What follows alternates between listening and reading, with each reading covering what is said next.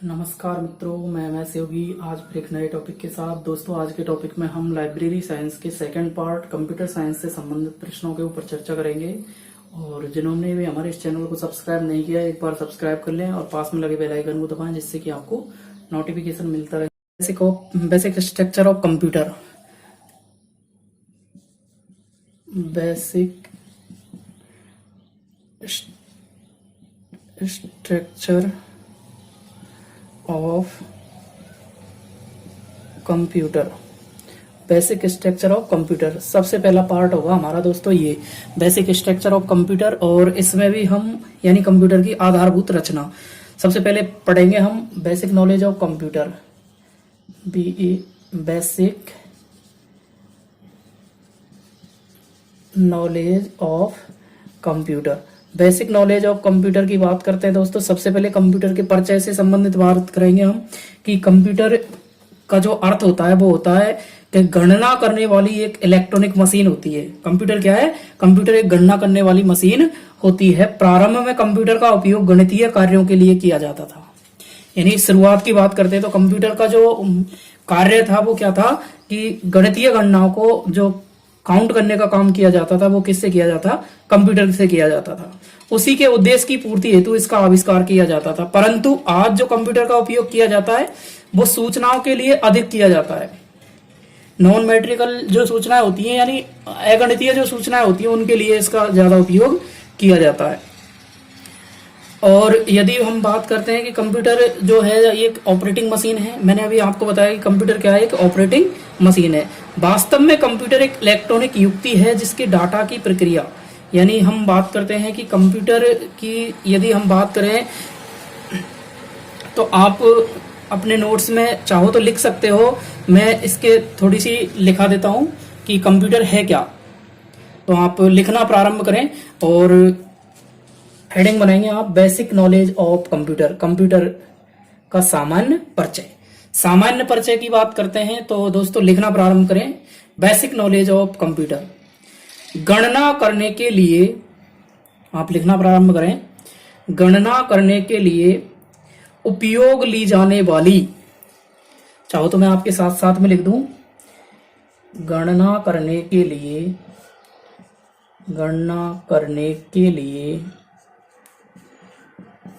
उपयोग,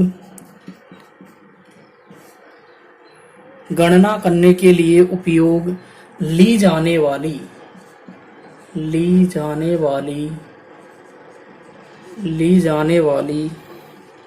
electronic device है। क्या है? इलेक्ट्रॉनिक डिवाइस है। गणना करने के लिए उपयोग ली जाने वाली इलेक्ट्रॉनिक डिवाइस है। आगे लिखें, इस डिवाइस के माध्यम से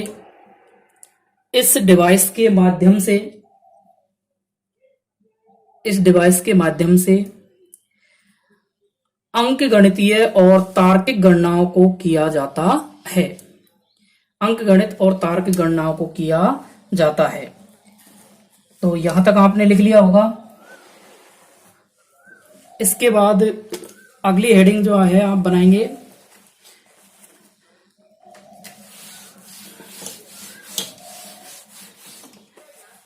अगली हेडिंग होगी हमारी अबेकस।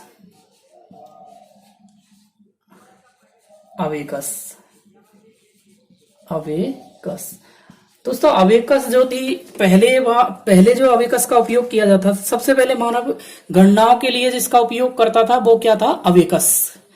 तो दोस्तों आपको प्रॉपर साउंड आ रही होगी, आई होप। आप एक बार थंब करके बता दीजिए मुझे, और यदि आपको ये वीडियो अच्छी लग रही है तो एक बार लाइक जरूर कर दीजिए। अबेकस मैं आपको बता दूं अबेकस के बारे में। सबसे पहले जो अबेकस था, मानव सबसे पहले जिसका गणना के लिए उपयोग करता था वो था अबेकस। और अबेकस जो था किस देश द्वारा खोजा गया? तो चीन देश द्वारा। कौन से देश द्वारा? चीन देश द्वारा खोजा गया था। तो आप इसमें लिख लीजिए अबेकस, हेडिंग बनाइए अबेकस में आप लिखें मानव के द्वारा सबसे पहले गणना के लिए खोजी गई मशीन को अबेकस कहा गया। मानव के द्वारा सबसे पहले गणना के लिए खोजी गई मशीन को अबेकस कहा गया। और अगली लाइन से लिख दें आप, इसको चीन देश द्वारा खोजा गया था। इसको चीन देश द्वारा खोजा गया। किसके द्वारा खोजा गया था? तो चीन देश के द्वारा इसे खोजा गया था। नेक्स्ट, अब बात करते हैं हम नेक्स्ट लाइन से। पहले थोड़ा सा लिख लीजिए, उसके बाद में इसकी बेसिक नॉलेज के बारे में और बताएंगे हम। आप लिखना प्रारंभ करें नेक्स्ट लाइन से। चार्ल्स बेबेज द्वारा, चार्ल्स बेबेज मैं लिख देता हूं, चार्ल्स बेबेज, चार्ल्स बेबेज द्वारा 1820 to 35 यानी 1820 से लेकर 35 के मध्य difference engine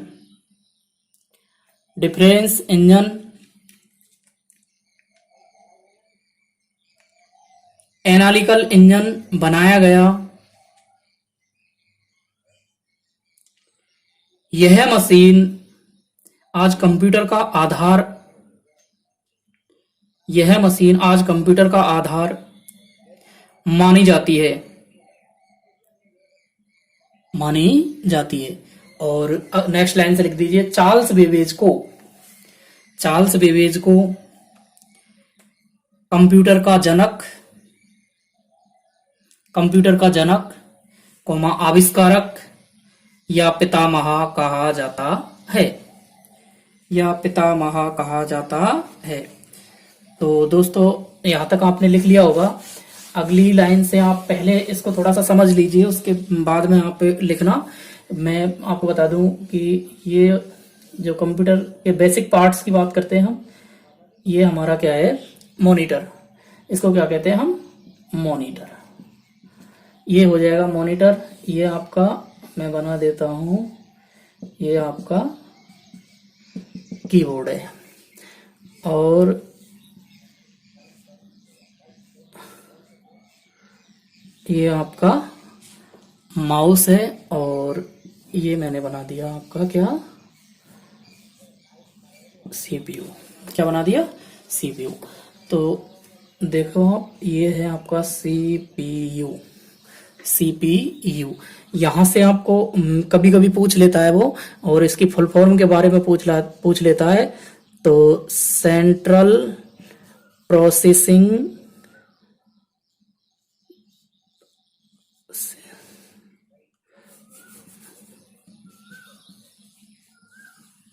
central processing unit, central processing unit, ये सेंट्रल प्रोसेसिंग यूनिट हो जाएगा। और ये आपका है माउस, ये है आपका कीबोर्ड और ये आपका मॉनिटर है। तो बेसिक नॉलेज में आप देख लें कि जिस पर आपको दिखाई देता है वो होता है मॉनिटर। और अभी तो वर्तमान कंप्यूटर में तो हम एलसीडी में आते हैं, पहले डेस्कटॉप में आया करते थे। उससे पहले अभी हम पीढ़ियों की बात करेंगे जब इनकी, तो पीढ़ियों के बारे में भी बताएंगे इसके कि कितने पीढ़ियां हैं। तो इसकी 5 पीढ़ियां रही हैं। तो अब हम कंप्यूटर की बात करते हैं। तो एक इसमें होता है, सबसे पहले कंप्यूटर की विशेषताओं पर चर्चा करते हैं हम। किस पे? विशेषताएं, विशेषताएं। ये आपको दिख रहा है क्या? ये मैंने लिख दिया विशेषताएं। अभी मैं यहां लिख देता हूं इसको। दोस्तों मैं अपने घर से ही इसको बना रहा हूं, अभी मैं कोचिंग में नहीं हूं, तो लॉकडाउन के चलते मैं आपको ये यहीं से ही अवेलेबल करा रहा हूं। तो यहाँ लिख देता हूं मैं विशेषताएं, विशेषताएं। तो आप मुझे बताइए कि कंप्यूटर की विशेषताएं क्या होती हैं। कंप्यूटर की विशेषताएं जो होती हैं, तो आप मुझे एक बार बता दीजिए कंप्यूटर की विशेषताओं के बारे में। कंप्यूटर कौन कौन सी विशेषताएं कंप्यूटर में पाई जाती हैं। तो सबसे पहले तो हम बात करते हैं विशेषताओं में कि सबसे पहली जो विशेषता होती है वो होती है हाई स्पीड। क्या होती है? High speed. हाई स्पीड यानी उच्च गति, उच्च गति, हाई स्पीड। नंबर 1 क्या हो जाएगा? High speed. जो कंप्यूटर की गति होती है वो हाई स्पीड होती है। यदि आप चाहे तो आप जोड़ की बात करें, घटाव की बात करें, या फिर आप गुणा की बात करें, मल्टीप्लाई या डिवाइड की बात करें, कुछ भी बात करें आप, इससे हाई स्पीड आप मनुष्य की तो हो ही नहीं सकती। यानी कंप्यूटर जो मशीन है, कंप्यूटर की इतनी हाई स्पीड होती है, तो आप को ये तो आपको पता ही है कि कंप्यूटर एक हाई स्पीड होता है। एक होता है storage capacity. Storage capacity number 2 लिख दो मैं, संचय क्षमता। संचय क्षमता यानी स्टोरेज कैपेसिटी, संचय क्षमता, स्टोरेज कैपेसिटी। नंबर 3 जो पॉइंट होता है विश्वसनीय। अब विश्वसनीय को आप समझ लीजिए, विश्वसनीय क्या होता है। विश्वसनीय, विश्वसनीय होता है कि कभी भी कंप्यूटर त्रुटियां नहीं करता। कंप्यूटर क्या है, त्रुटियां नहीं करता, इसलिए हम कह सकते हैं कि कंप्यूटर विश्वसनीय होता है। और इसके बाद में यदि हम बात करें तो एक स्वचालन। स्वचालन नंबर 4 पे हम क्या लिख सकते हैं, स्वचालन। स्वचालन, स्वचालन यानी ऑटोमेटिक, और जो ऑटोमेटिक पाया जाता है। और एक है सूचनाओं की शीघ्र पुनर्प्राप्ति। नंबर 5 क्या लिख सकते हैं हम, सूचनाओं की पुनर्प्राप्ति। सूचनाओं की पुनर्प्राप्ति। तो दोस्तों आप चाहो तो इनको आप लिख लीजिए।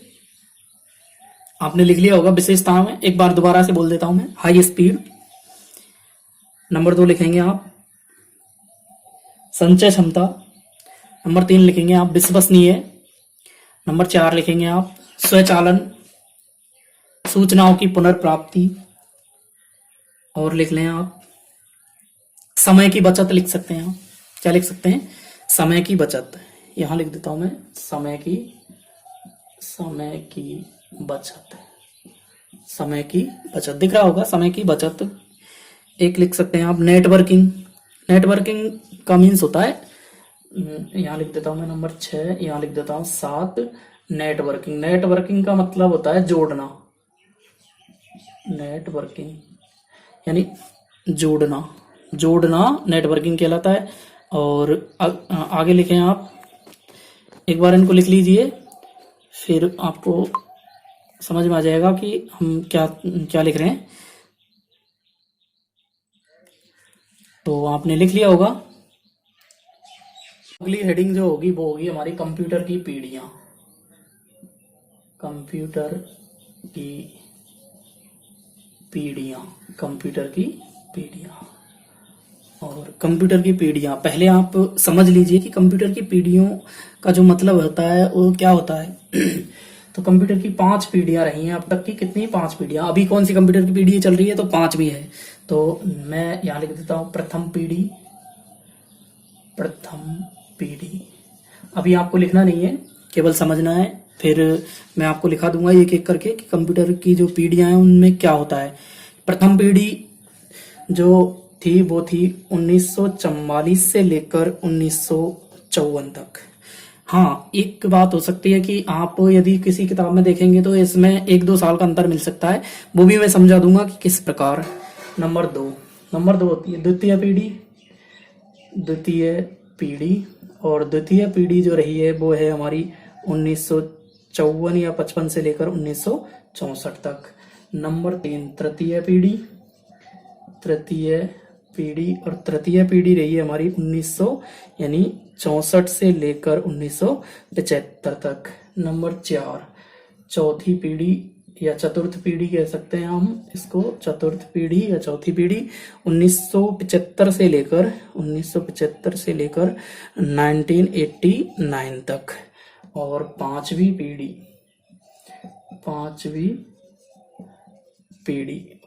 पीढ़ी थी वो रही थी 1989 से लेकर 1900 यानी वर्तमान समय तक, हम कह सकते हैं 2020 तक। तो ये हमारी पीढ़ियां रही थी। अब हमें याद रखना है कि प्रथम जो पीढ़ी रही थी वो किस लिए प्रसिद्ध थी। अब आपको मैं बताऊं 1944 या 54 जो मैं कह रहा था वो, कि अभी आप देखें कि जब पहली बार मोबाइल चला तो आप एक्यूरेट डेट बता सकते हैं कि कब चला था। सबसे पहले जो मोबाइल आए प्रथम पीढ़ी के, जिनसे हम कह सकते हैं, तो लैंडलाइन चला करते थे पहले। लैंडलाइन के बाद में black and white keypad mobile आए, उसके बाद में एंड्रॉयड मोबाइल आए। तो हम एक्चुअली ये डेट नहीं बता सकते कि उस डेट से, तो आपको 45 मिल सकता है उसमें या फिर कम भी मिल सकता है। तो आप ये नहीं सोचे कि ये इस प्रकार का है। तो एक बार आप इनको लिख लीजिए। कंप्यूटर की 5 पीढ़ियां रही हैं। वर्तमान पीढ़ी हमारी 5वीं पीढ़ी है, जो 1989 से लेकर 2020 तक, जो वर्तमान तक चल रही है।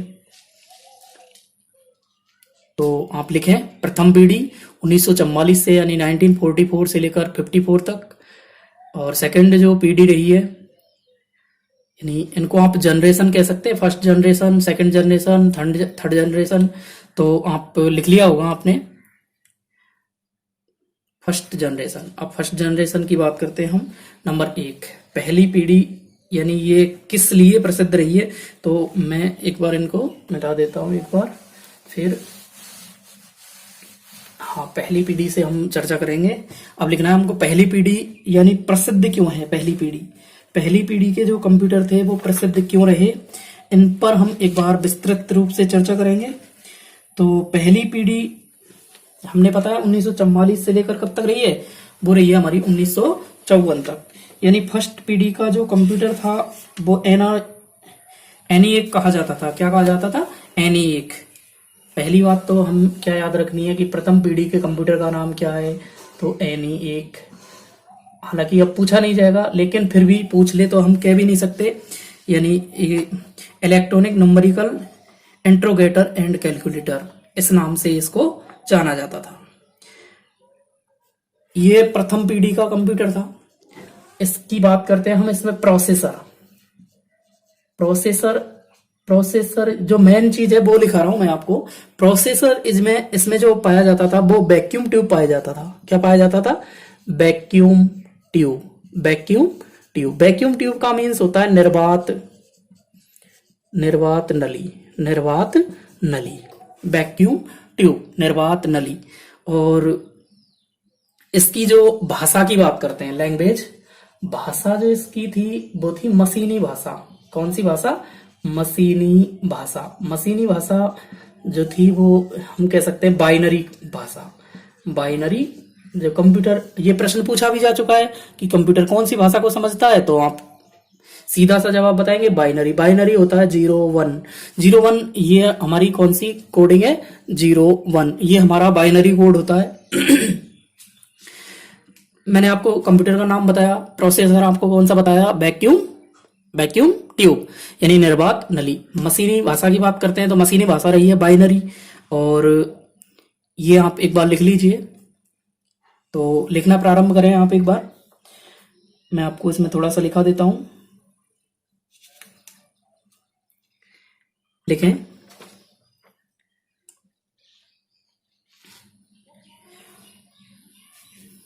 सर्वप्रथम अमेरिका के दो विद्युत इंजीनियर जेपी एकर्ट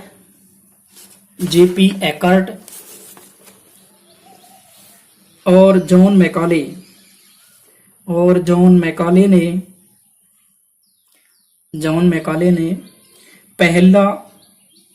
पहला इलेक्ट्रॉनिक डिजिटल कंप्यूटर बनाया, जिसको किस नाम से जाना गया? ENIAC नाम से जाना गया। ENIAC। और चाहो तो आप इसकी फुल फॉर्म भी लिख सकते हो, ENIAC यानी E4 हो जाएगा आपका इलेक्ट्रॉनिक न्यूमेरिकल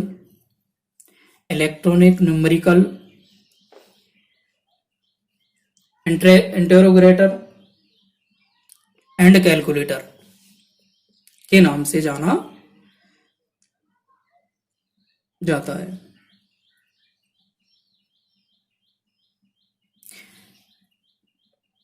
आगे लिखे आप प्रोसेसर जो इसमें था वो प्रोसेसर था कौन सा? Vacuum tube. यहां लिखा हुआ है, ये देख ली, वैक्यूम ट्यूब यानी निर्वात नली। भाषा की बात करें हम, मशीनी भाषा कौन सी रही? मशीनी भाषा।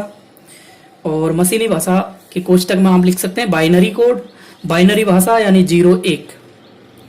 हाँ, एक बात और लिख दें इसमें, यहाँ आपको मैं यहाँ लिख देता हूँ मेमोरी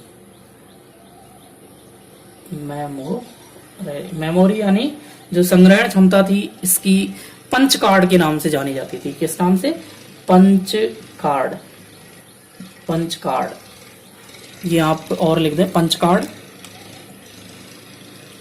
पंच कार्ड। दोस्तों लिख लिया होगा यहाँ तक? ठीक है, अभी बात करते हैं हम सेकंड जनरेशन की। किसकी? सेकंड की।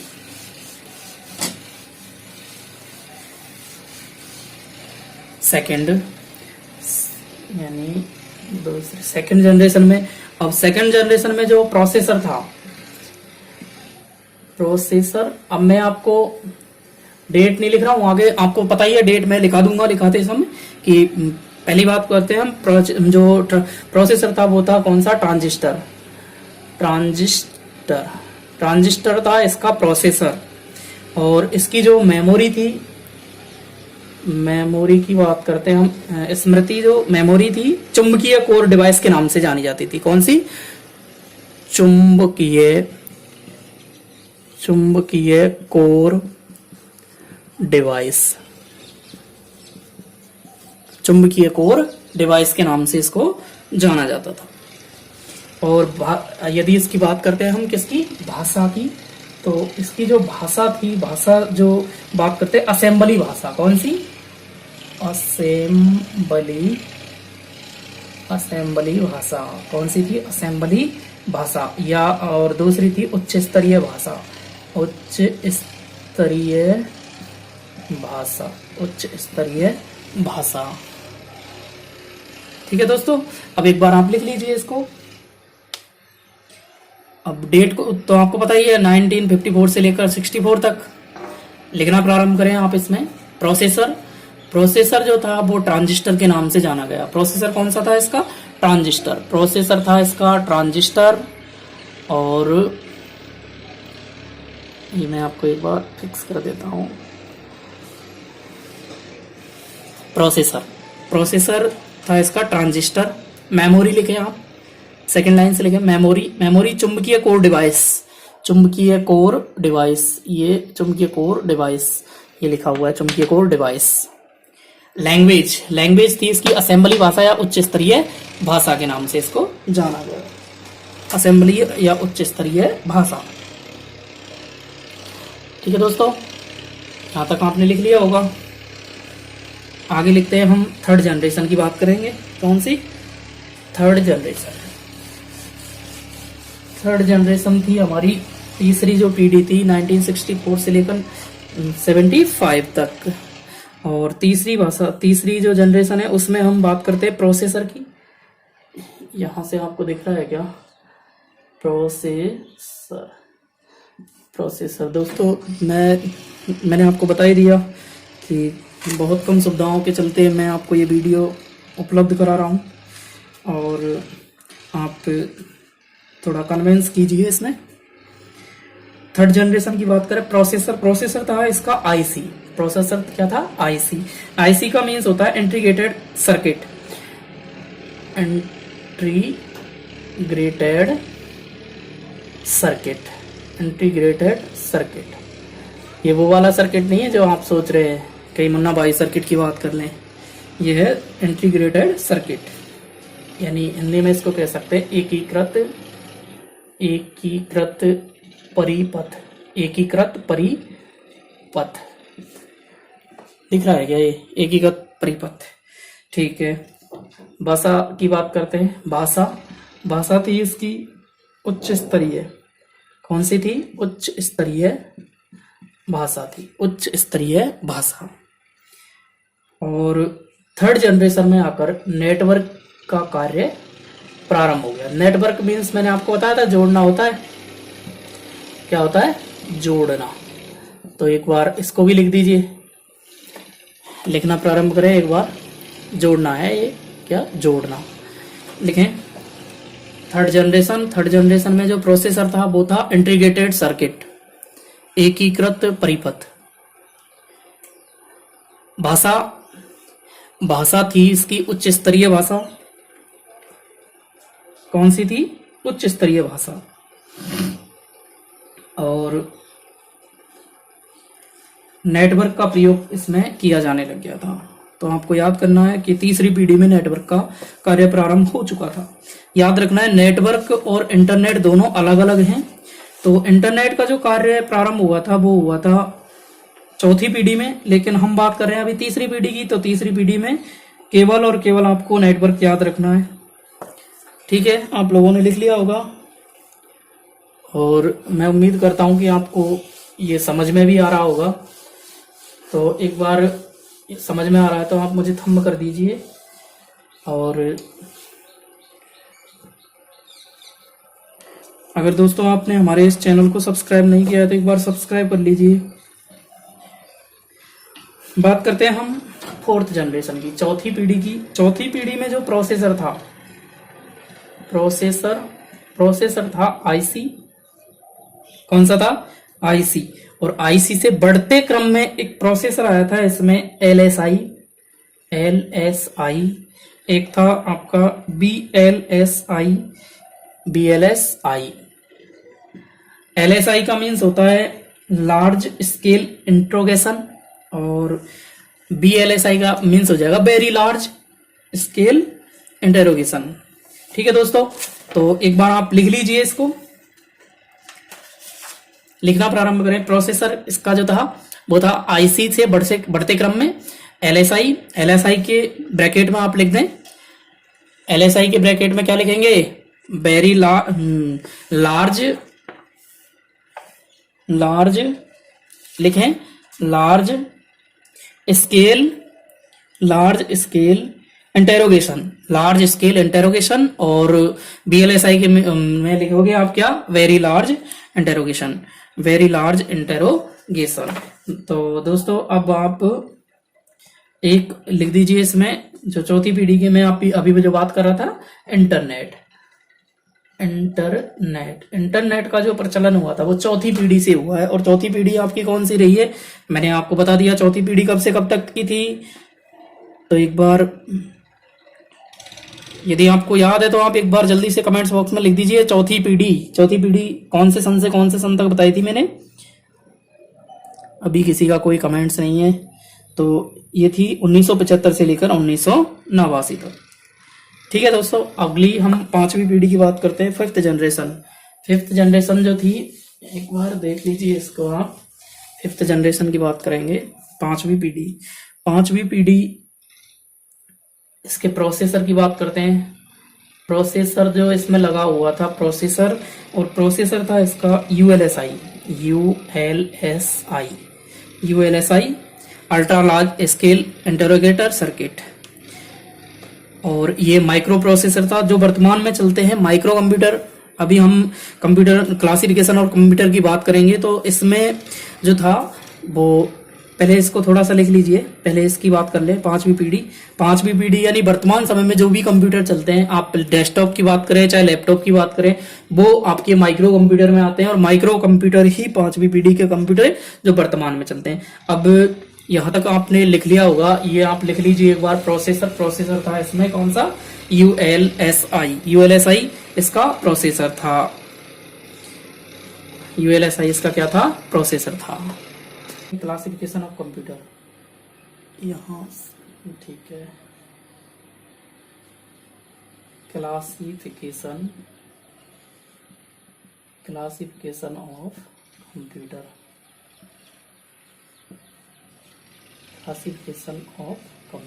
क्लासिफिकेशन ऑफ कंप्यूटर यानी कंप्यूटर का वर्गीकरण। कंप्यूटर का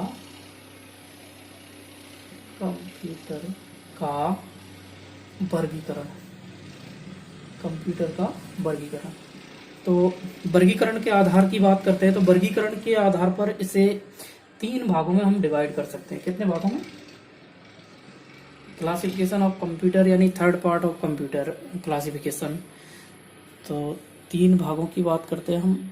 ये आपके 3 भाग यहाँ आपको शो हो जाएंगे। ठीक है, 3 भागों की हम बात करेंगे। तो कंप्यूटर के 3 भाग कौन कौन से हैं? एक तो आपका जो होगा वो होगा कार्य क्षमता के आधार पर। मैं एक बार कैमरा सेट कर देता हूँ। ये दोस्तों मैंने बताया था आपको कि यहाँ अभी मेरे पास कोई सुविधा भी नहीं थी, तो मैं सोचा मैं कि ऐसे ही कर देता हूँ आपको डाउनलोड। जो भी थोड़ी असुविधाओं में पढ़ लेंगे, कोई दिक्कत नहीं है। पूरा देश असुविधाओं में, तो हम क्या दिक्कत है। तो साइज के आधार पर नंबर फर्स्ट होगा, साइज के आधार पर। और सेकंड बात होगा एप्लीकेशन के आधार पर, एप्लीकेशन के आधार पर। और नंबर थर्ड होगा पर्पज के आधार पर, पर्पज के। तो साइज यानी कार्य क्षमता की बात कर रहे हैं हम, कार्य क्षमता के आधार पर, कार्य क्षमता के आधार पर। यानी एप्लीकेशन होता है अनुप्रयोग के आधार पर। किसके आधार पर? अनुप्रयोग के आधार पर। पर्पज यानी उद्देश्य, उद्देश्य के आधार पर। उद्देश्य, किस उद्देश्य से इसको बनाया गया है। तो सबसे पहले बात करेंगे हम उद्देश्य। एक तो जर्नल और एक स्पेशल। यानी एक तो होते हैं सामान्य कंप्यूटर, सामान्य कंप्यूटर यानी जनरल कंप्यूटर। और एक होते हैं विशिष्ट यानी विशेष, स्पेशल कंप्यूटर। नंबर 1 कौन सा हो जाएगा? सामान्य। और नंबर 2 हो जाएगा स्पेशल यानी विशेष। एप्लीकेशन के आधार पर बात करें तो हम कंप्यूटर 3 प्रकार के होते हैं। एक तो नंबर 1 जो होता है वो होता है डिजिटल, डिजिटल कंप्यूटर, ठीक है। नंबर 2 जो होता है वो होता है आपका एनालॉग कंप्यूटर, एनालॉग कंप्यूटर। और नंबर जो थर्ड होता है वो होता है हाइब्रिड, हाइब्रिड कंप्यूटर। ठीक है दोस्तों, बात हमने कहाँ से प्रारंभ की? पर्पज यानी उद्देश्य। जो कंप्यूटर होते हैं वो एक तो सामान्य यानी जनरल कंप्यूटर होता है। सेकंड की बात करते हैं तो सेकंड होता है हमारा कौन सा? स्पेशल कंप्यूटर यानी विशेष कंप्यूटर। जो एप्लीकेशन अनुप्रयोग के आधार पर, एक तो होता है डिजिटल कंप्यूटर, एक होता है एनालॉग कंप्यूटर। दोस्तों अभी आपको लिखना नहीं है, आप पहले समझ लीजिए इनको कि ये होते क्या है, फिर इनके बारे में मैं एक एक करके लिखा दूंगा। अब बात करते हैं हम साइज के आधार पर। तो साइज के आधार पर नंबर 1 मैं एक बार चेक कर लेता हूँ, यहाँ से आपको दिख रहा है ये साइज के आधार पर नंबर 1, ये यहाँ से नंबर 1 होता है mini computer, mini computer. Number 2 होता है micro computer, micro computer. Number 3 होता है main frame computer, main frame computer. और नंबर 4 जो होता है वो होता है सुपर, सुपर कंप्यूटर। ये 4 कंप्यूटर हो गए।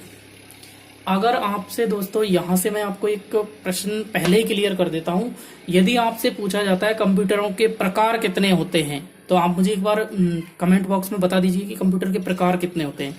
यदि आप 3 सोच रहे हैं तो 3 आपका बिल्कुल उत्तर गलत होगा, क्योंकि मैंने आपको क्लासिफिकेशन ऑफ कंप्यूटर बताया। क्या बताया? क्लासिफिकेशन ऑफ कंप्यूटर, यानी कंप्यूटर का वर्गीकरण किया है मैंने प्रकार नहीं बताया। प्रकार की यदि बात करता है तो वो प्रकार, ये कई बार प्रश्न पूछा जा चुका है कि लाइब्रेरी साइंस में जो कंप्यूटर के प्रकार होते हैं या कंप्यूटर से संबंधित जो भी एग्जाम होती है, आप जरूरी नहीं है आप इसको लाइब्रेरी साइंस के अकॉर्डिंग ही पढ़ रहे हो। यदि आप राजस्थान पुलिस है और जो भी आप ऐसी एग्जाम है जिनमें कंप्यूटर से संबंधित प्रश्न आते हैं, तो आप यहाँ से उनको हल कर सकते हो। तो साइज के आधार पर कंप्यूटर यानी प्रकार की बात करते हैं तो प्रकार 4 ही होते हैं, मिनी, माइक्रो, मेन फ्रेम और सुपर। तो यहां तक आपने पहले एक बार इसको छाप दीजिए। तो दोस्तों आप लिखें classification of computer. Classification of computer यानी कंप्यूटर का वर्गीकरण। वर्गीकरण में 3 पार्ट बनाएंगे आप, नंबर 1, नंबर 2 और नंबर 3। पहला होता है आपका साइज के आधार पर, दूसरा होता है आपका एप्लीकेशन के आधार पर, और नंबर जो 3 होता है वो होता है पर्पज यानी उद्देश्य के आधार पर। तो साइज के आधार पर mini computer, micro computer, main frame computer और सुपर कंप्यूटर। तो यहां तक आपने लिख लिया होगा। नंबर 2 में आप लिखें digital, analogue, hybrid, digital, analogue, hybrid. ये आप एनालॉग है, ठीक है। और उसके बाद पर्पज सामान्य उद्देश्य यानी जर्नल कंप्यूटर, और दूसरे की बात करते हैं हम कौन सा? विशेष कंप्यूटर। विशेष यानी आपका हो जाएगा स्पेशल कंप्यूटर। अब एक एक करके आप लिखना प्रारंभ करें। मैं आपको बोलता जाऊंगा, आप लिखते जाना, ठीक है। तो अभी हम बात कर रहे हैं किसकी, नंबर 1 हेडिंग बनाए आप। नंबर 1 हेडिंग बनानी है आपको, माइक्रो कंप्यूटर।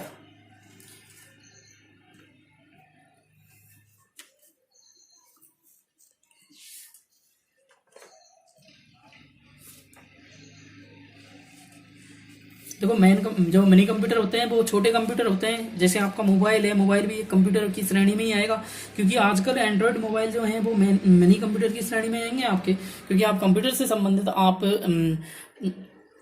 जब भी काम करते हैं इस पे तो आप डेस्कटॉप मोड पे जाके काम करेंगे तो वो कंप्यूटर जैसा ही कार्य करेगा, और कंप्यूटर के जितने भी पेज हैं यानी आपके जितने भी मेन्यू खुलेंगे वो कंप्यूटर के अकॉर्डिंग ही खुलेंगे।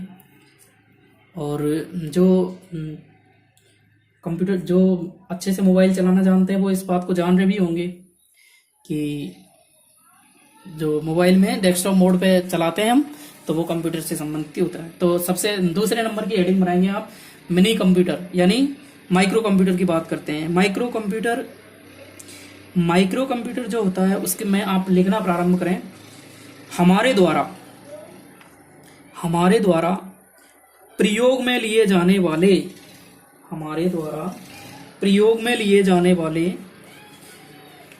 पर्सनल कंप्यूटर, यानी आज के जो कंप्यूटर होते हैं वो कौन से कंप्यूटर होते हैं, माइक्रो कंप्यूटर की श्रेणी में ही आते हैं। तो हमारे द्वारा प्रयोग में लिए जाने वाले पर्सनल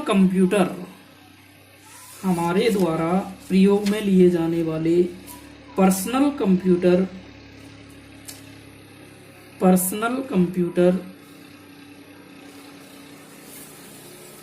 माइक्रो कंप्यूटर होते हैं। पर्सनल कंप्यूटर माइक्रो कंप्यूटर होते हैं जिन पर सामान्यतः वन टाइम वन यूजर यानी एक समय में एक व्यक्ति, one time one user one work, एक समय में एक व्यक्ति काम कर सकता है। जैसे एग्जाम्पल लिख लें आप, डेस्कटॉप है, लैपटॉप है, etc। ठीक है दोस्तों, दूसरा लिखें आप, मेन फ्रेम कंप्यूटर। हेडिंग बनाए, मेन फ्रेम कंप्यूटर।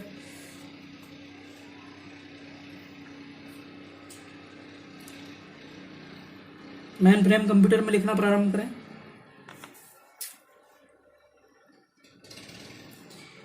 इस प्रकार के कंप्यूटरों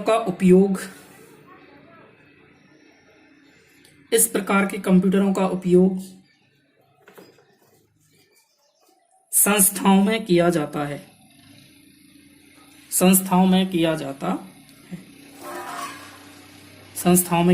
है। जिन पर एक समय में सैकड़ों व्यक्ति कार्य कर सकते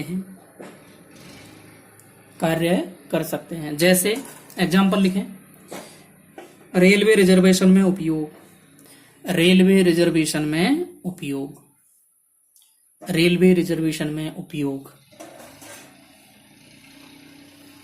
ठीक है दोस्तों, लिख लिया होगा यहाँ तक, रेलवे रिजर्वेशन में उपयोग। कॉल सेंटर में किया जाने वाला उपयोग।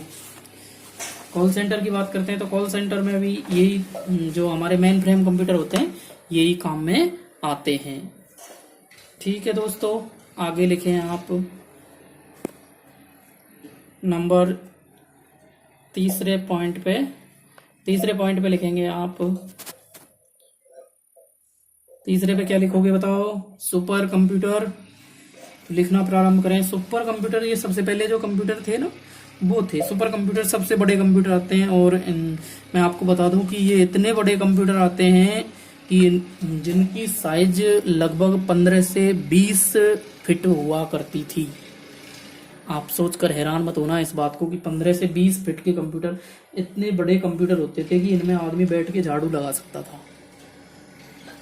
तो ये सुपर कंप्यूटर होते थे। और लिखें आप इसमें सुपर कंप्यूटर वैज्ञानिक अनुसंधान, यानी इनका जो उपयोग होता है वो कहाँ होता है? वैज्ञानिक अनुसंधान, शोध उपग्रह से संचार, मौसम की भविष्यवाणी इत्यादि कार्यों को करने के लिए इसका उपयोग किया जाता है। यहाँ से 2 नोट डाल के लिख दें, और मोस्ट जो भी आप लगाते हैं स्टार वगैरह वो लिख दें कि विश्व का सबसे पहला सुपर कंप्यूटर क्रे कौन सा था? क्रे CRAY, क्रे, ये लिखते हैं। कौन सा था? CRAY, क्रे, ये वाला, ठीक है। और भारत का पहला सुपर कंप्यूटर, और वो था परम। क्या था? परम, ये लिख दें आप, परम, PARAM, परम, ठीक है दोस्तों।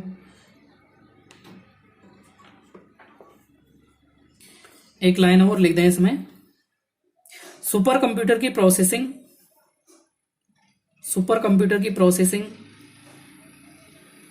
कहते हैं स्पीड को क्रॉप्स में मापा जाता है। किस में मापा जाता है? क्रॉप्स में मापा जाता है।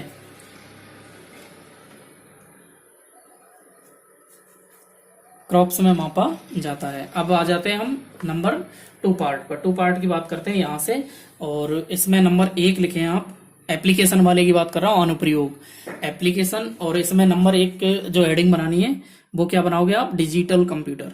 कौन से? Digital computer.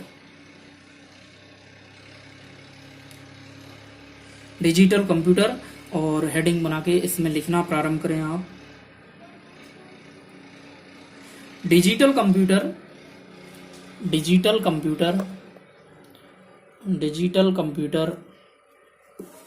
बाइनरी डिजिट पर कार्य करने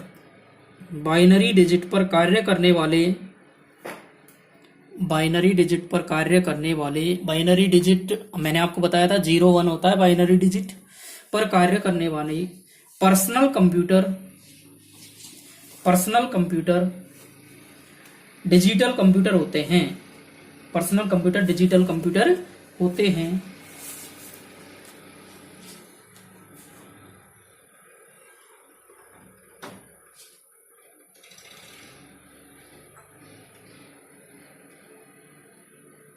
नंबर 2 लिखें आप, उदाहरण चाहो तो आप इसमें लिख सकते हो डिजिटल कंप्यूटर में, वही है डेस्कटॉप है, लैपटॉप है, लैपटॉप। नंबर 2 एनालॉग कंप्यूटर आप हेडिंग बनाएं। नंबर 2 हमारा कौन सा होगा?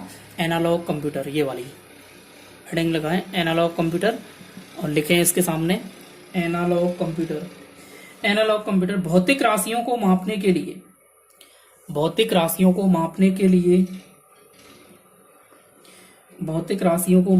लिए या उन पर कार्य करने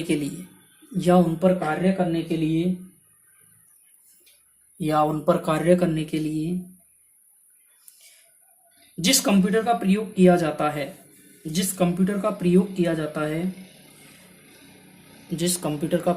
जाता है उसे एनालॉग कंप्यूटर कहते हैं।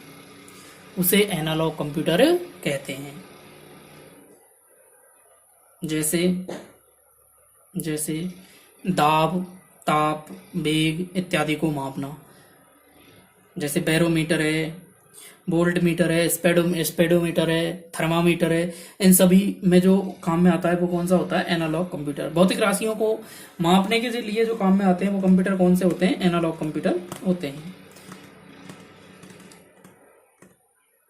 तीसरा है दोस्तों हाइब्रिड का मीन्स होता है मिश्रित। मिश्रित ऐसा कंप्यूटर जिसमें डिजिटल और एनालॉग दोनों प्रकार के गुण पाए जाएंगे वो कौन सा कहलाएगा? हाइब्रिड कहलाएगा। तो आप लिख दें एक बार इसको भी, हाइब्रिड कंप्यूटर। हाइब्रिड कंप्यूटर ऐसे कंप्यूटर होते हैं, हाइब्रिड कंप्यूटर ऐसे कंप्यूटर होते हैं जिनमें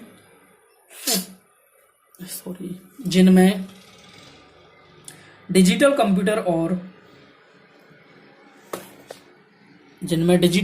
और एनालॉग दोनों का क्या पाया जाता है? मिश्रण पाया जाता है। डिजिटल और एनालॉग कंप्यूटर का मिश्रण पाया जाता है, इसलिए इनको मिश्रित कंप्यूटर या हाइब्रिड कंप्यूटर कहते हैं। इसलिए इनको मिश्रित कंप्यूटर या हाइब्रिड कंप्यूटर कहते हैं। इसलिए इनको मिश्रित कंप्यूटर या हाइब्रिड कंप्यूटर कहते हैं। जैसे पेट्रोल पंप पर यूज की जाने वाली मशीन, तो आपको याद करना है। जैसे डिजिटल, उसमें केवल डिजिट भी बताएगा, और जैसे हमने उसमें जैसे 100 रुपये का पेट्रोल लेना है तो उसमें डिजिट भी बताएगा। डिजिट डालने के बाद में ही वो आपको जितना भी आता है वो, जैसे 1.5 1.6 जो भी है आपको दिखा देगा वो, ठीक है। और ब्लड प्रेशर मापने की मशीन, सेकंड उदाहरण लिख दें आप इसका, ब्लड प्रेशर मापने की मशीन। तो दोस्तों आज के लिए इतना ही, और कल जो हमारा अगला टॉपिक होगा मैं आपकी सारी डिटेल्स देखूंगा आज वीडियो में। और जितने भी दोस्तों आप कमेंट करते हैं और आप जितने भी लाइक करते हैं, कमेंट करते हैं, उनसे क्या है कि पुनर्बल नहीं बढ़ता है। और कल का जो हमारा टॉपिक होगा जो मैं बता दूं आपको, सेकंड जो पार्ट है इसमें वो है इनपुट डिवाइस और आउटपुट डिवाइस की बात करेंगे हम। ये भी बहुत महत्वपूर्ण है, और कल आप बने रहिए मेरे चैनल पर। मैं MS योगी विदा लेता हूँ आपसे। जय हिंद, जय भारत। तो दोस्तों कल देखना ना भूलें इनपुट एंड आउटपुट डिवाइस के बारे में। Thank you so much.